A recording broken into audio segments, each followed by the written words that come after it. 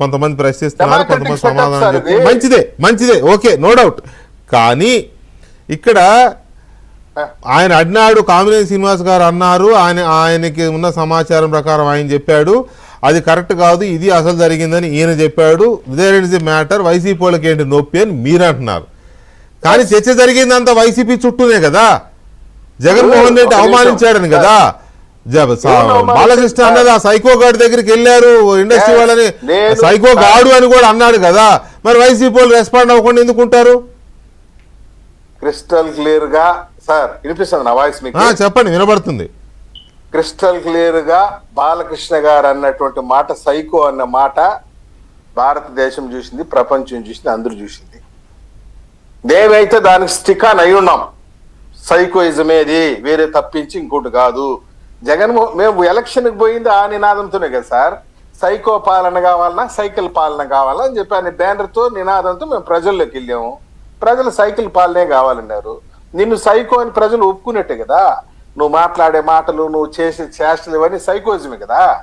లేకుంటే అంత పెద్ద స్టార్ హీరోస్ ని పిలిపించడం, వాళ్ళు నడిపించడం, ఆయన ఇప్పుడు చిరంజీవి గారు is no doubt before he is an actor. మనం చెప్పుకునేదానికి ముందు ఒక కళామ తల్లి ముద్దు బిడ్డ అని చెప్పడానికన్నా ముందు నేను చెప్పేది ఏంటంటే, ఆయన ఒక మాజీ కేంద్ర మంత్రి, ఒక పార్టీని స్థాపించి ప్రజల మన్నలు పొంది 18 సీట్లు గెలిచిన వ్యక్తి నీ దగ్గరికి వచ్చి ముకులిత హస్తాలతో ఒక విజ్ఞప్తి చేసి నువ్వు వెకిల్ నవ్వులకి కిక్కి నవ్వితే దాన్ని ఏమనాలి చెప్పు? నీ సైకోయిజం కదా. ఒకసారి చూద్దామా, అది చూద్దాం. అదొకసారి మరి ఒకసారి గుర్తు చేసుకుంటే కొంచెం నటి కుమార్ గారికి కూడా అది గుర్తు వస్తుందేమో, కొంచెం ఆనాడు జరిగిన అవమానం. ఒకసారి ప్లే చేద్దాం. ప్రసాద్ గారు ఒక్క నిమిషం అది ప్లే చేద్దాం. ఒక సైడే కమిటీ ఇచ్చినటువంటి నివేదిక కానివ్వండి, లేకపోతే మీకు వన్ సైడ్ వచ్చిన ఇన్ఫర్మేషన్ తోటి ఒక నిర్ణయం తీసుకోకూడదన్న మంచి ఉద్దేశంతో ఫిలిం ఇండస్ట్రీ నుంచి కూడా ఏంటి మంచి చెడ్డలు ఏంటి అని మీరు ఒక నిర్ణయం తీసుకోవడానికి, మా అభిప్రాయాలు కూడా మీరు సేకరించడానికి తొలుతుగా నన్ను ఆహ్వానించారు. ఆ తర్వాత టుగెదర్గా అందరూ వచ్చి వాళ్ళ అభిప్రాయాలను వ్యక్తీకరించుకోవడం కోసంగా ఈ అవకాశం కల్పించేందుకు చాలా చాలా ధన్యవాదాలండి. అయితే వారందరి మాటగా, సినిమా పరిశ్రమ మాటగా మీరు తీసుకున్నటువంటి నిర్ణయాలు కానివ్వండి, ఈ టికెట్ రేటు కానివ్వండి, ఈ కేటగిరీ వైజ్గా మీరు చేసిన విభజించిన విధానం, ఇంత ఎక్సర్సైజ్ మీరు చేయటం అది అందరికీ ఆనందమైన విషయం అండి. దానికి ప్రత్యేకించి మీకు ధన్యవాదాలు తెలియజేస్తున్నానండి. అండ్ అలాగే పైరసీ అనేది ఎప్పటి నుంచో మాకు ఉన్నటువంటి పెద్ద గొడ్డలి పెట్టు. అండ్ ఇవన్నీ కూడా అధిగమించి మేము సినిమాలు తీయాలి అని అంటే కనుక ఖర్చు ఎక్కువ పెట్టాలి. ఆ ఖర్చుకి ఎంతో రెవెన్యూ కూడా ఎక్స్పెక్ట్ చేయటం అన్నది ఇది సర్వసాధారణం అండి. ఖ్యాతి పొందుతున్న మన తెలుగుతనాన్ని, తెలుగు సినిమాల్ని కాపాడే దిశగా మీరు ఉన్నారు. అది కొనసాగించే దిశగా మీ యొక్క చర్యలు కొనసాగాలి. అందులో భాగంగా ఇండస్ట్రీ వైపు చల్లని చూపు చూడాలి అని మీరు తల్లిలాంటి పొజిషన్లో ఉన్నారు కాబట్టి మిమ్మల్ని చేతులు జోడించి అడుగుతున్నామండి. That's it. ఆ తర్వాత ఇంకా మనం ప్రత్యేకించి ఇంకా ఏమీ లేదండి. That's it. థ్యాంక్స్ చెప్పడం తప్ప. Thank you so much. ఇక్కడ నమస్కారానికి ప్రతి నమస్కారం మన సంస్కారం. అవునా? అది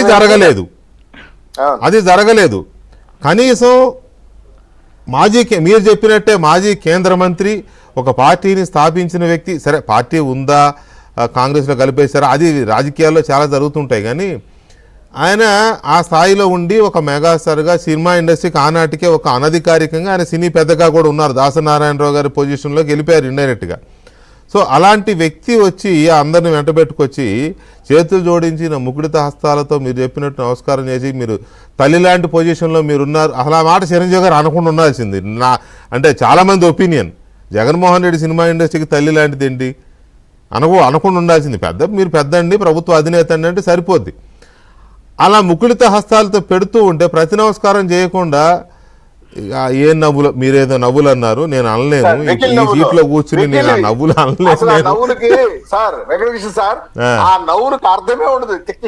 అనేది ఏంది అసలు? ముఖ్యమంత్రి హోదాలో వండుకొని ఒక కేంద్ర మంత్రితో, ఒక పెద్ద సినిమా హీరోతో. ఇప్పుడు ఇక్కడ క్వశ్చన్ నేను చెప్పదలుచుకునేది ఏంటంటే, చిరంజీవి గారి యొక్క వ్యక్తిత్వం ఎంత ఎదిగితే అంత ఒదిగి ఉండటం అనేది ఆయనలో చూసాం మనం.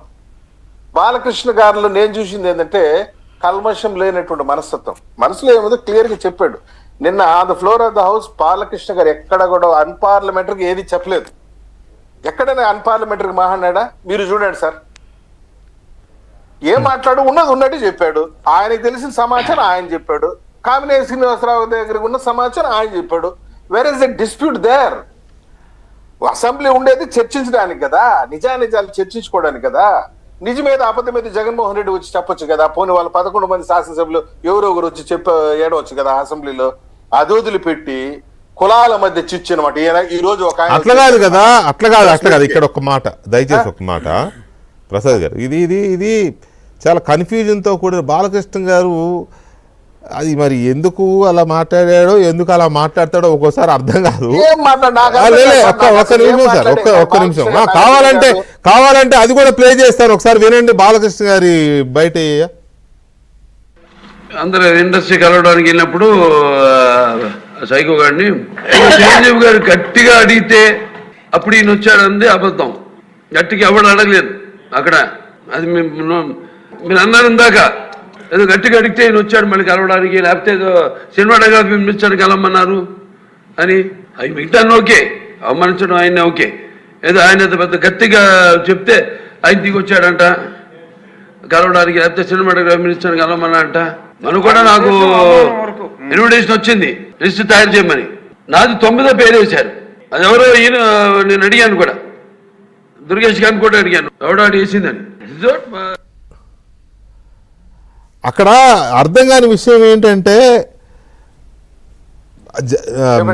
చిరంజీవి ఇప్పుడు ఎవడో అడిగితే వచ్చాడు జగన్ కిందకి అనేది అబద్ధం అంటాడు ఆయన.